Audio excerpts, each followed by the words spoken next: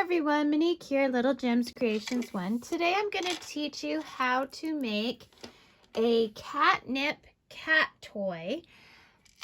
So far I've taught you guys in a previous video how to make it with the U wrap and how to make it with the E wrap. This one is going to be made with the flat stitch, okay?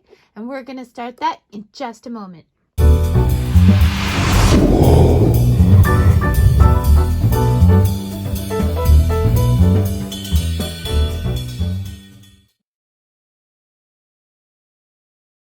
Hi everyone, Monique here, Little Gems Creations 1. Today we are going to be working on a catnip cat toy.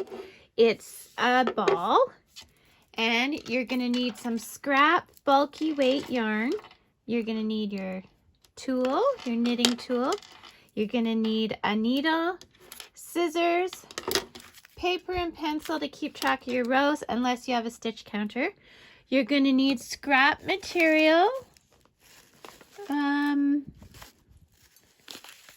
Some scrap material that measures, oops, already got catnip on it, that measures 7 inches by 4 inches. And of course, you are going to need your catnip. And a teaspoon. I use a teaspoon. Okay, so let's get started. We are going to start by wrapping our yarn around the starting peg, okay? Then we're going to zigzag around all of our pegs. And this allows it so that we can gather at the end, okay? Now what we're going to do, we're going to go around this last peg. And now this is the flat stitch. We are just going to go around all the pegs, okay? So I'm going to hold that here with my thumb. Now you see how we have 2 loops here? We're just going to bring those over. Bring those over our yarn. And be careful you don't pop that off.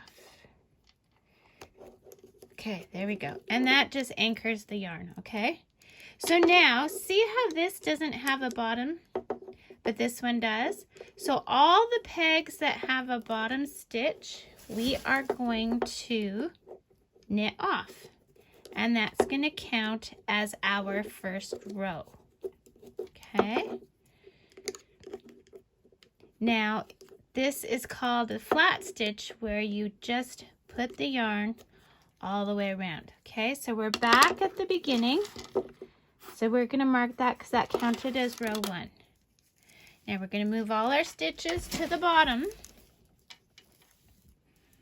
And we're once again going to place our yarn just all the way around. And when we get back to that peg, we're just going to knit that one off. Now this is a very tight stitch. You'll see what I mean. So if it's a bit too tight, you can loosen it up, but you don't want to accidentally pop it off. So, and we're just going to knit these. We're going to do 10 rows worth, okay? So, the E wrap is the loosest.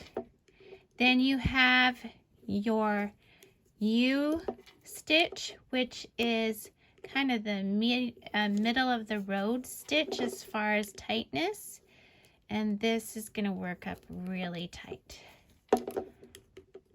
Okay, and make sure you're keeping track of your stitches. See how hard that is for me to get over? Yeah, it's tough. That's why it's not one of my favorite stitches, and I find that I catch my yarns. Yeah, it's not my favorite stitch, but I want to show you how to do it, and this is a great little project to do it with. Okay, so now we're back. Mark off your row. Sorry, one of my videos, I kept going out of frame. So once again, we're going to move all our stitches to the bottom. Okay, And then we're just going to lay this around all the pegs until we get back to the beginning. And we're not putting that yarn tight because it's going to get tight as it is. So bring that first stitch over top. Okay. And if you want to loosen it, this would be where you would loosen it. Okay. So now you just knit off. And we're going to do this for 10 rows. You'll get to a way that you find it's not so tough to knit. You'll get so that you're laying it just perfect. Again, it's not a stitch I use a lot, and I have actually broken pegs on occasion because I've made it so tight. So anyway, 10 rows of this, and then meet me back. Okay, so I did 10 rows, and like my arms are shaking. Anyway, so I wrap around my loom once just to make sure I have enough yarn for casting off. So here's what I'm gonna do. Now, I'm gonna go up through the stitch, pull the yarn through, and pop it off. Okay, I'm gonna do that all the way around. So out through the stitch and pop it off. Up through the stitch, pop it off. Up through the stitch, pop it off. Up through the stitch, pop it off.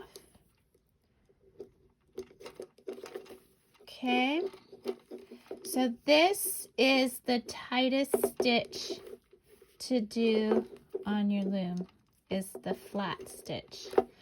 I hate it because I can't seem to figure out a good enough tension, and that's partly probably because I don't use it much. I don't care for the stitch, but it does work up nice and tight. Okay. So last stitch, and popping it off. Okay, so here's what we've got. I'm gonna go in the middle and turn it inside out. Okay, now we're gonna just cinch it up. Make sure it's cinching up equally. Okay. See, so we want that little hole to be closed.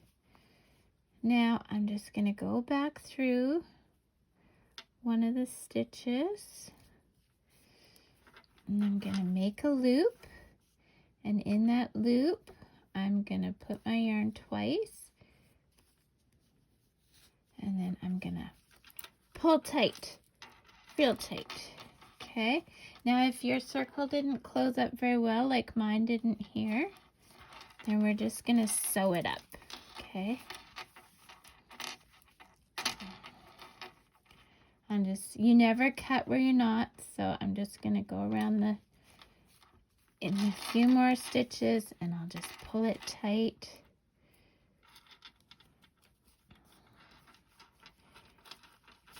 Okay.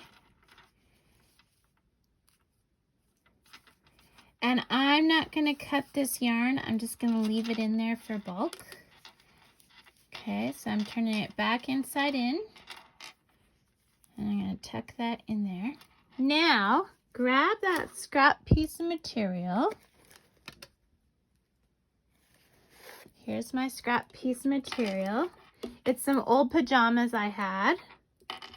I like to upcycle things, so I don't throw much out.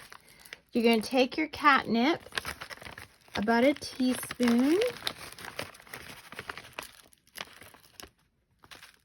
So about a teaspoon, you're going to put it in the middle there.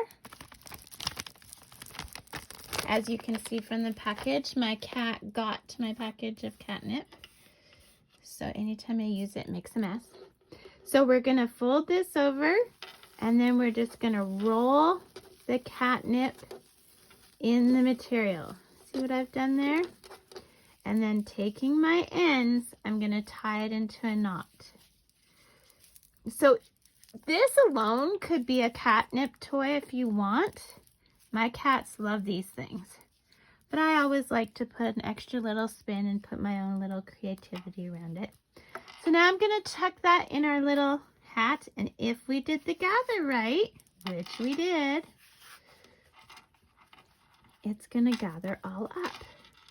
So again, you want to make sure, see how it's not very gathered here, but it is over here. I'm just going to make sure that I get that part together as well. Okay, we want it just nice. I'm going to put on my needle.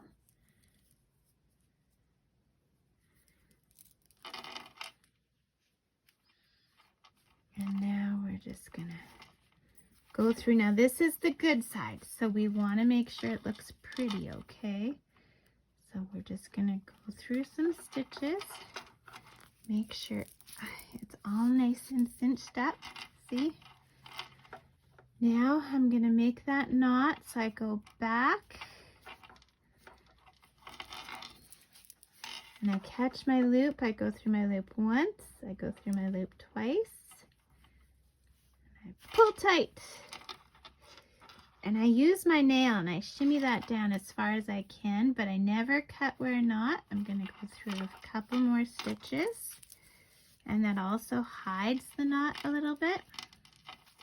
Not that our cats are very picky, but if you're selling these like at a craft sale or something, you know, people want it to look perfect, right? Ugh.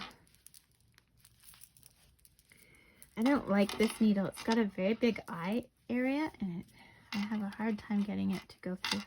Okay, so now I'm just going to take my yarn. I'm going to go in, and I'm going to come out the other side towards the middle there. Then I'm going to cut it. Make sure that end goes back in, and there we go. We have a cute little Loom Knit cat toy catnip ball. If you want, you can put like buttons on it. Well, maybe not buttons. You can put like a decorative face. You can do it multiple colors. That will be my next video, is doing it in multiple colors. And yeah, your cats will love it. So don't forget to hit the like and subscribe, and have a great day. Bye now.